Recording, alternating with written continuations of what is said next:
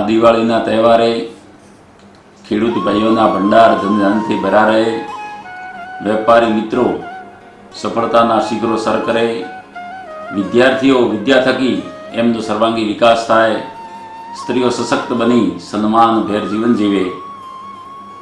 Happy Diwali, happy new year. આ કોરોનાના સમયમાં આપણી બનાસ ડેરી ક્યારેય એક દિવસ પણ હોલિડે ન રાખ્યો. પશુપાલકોની આમ જનતાની એટલી ઉપયોગી થઈ કે એમના આખા બોર્ડ મેમ્બર અને શંકરભાઈ ચૌધરી સાહેબને ખૂબ ખૂબ અભિનંદન. જય હિન્દ.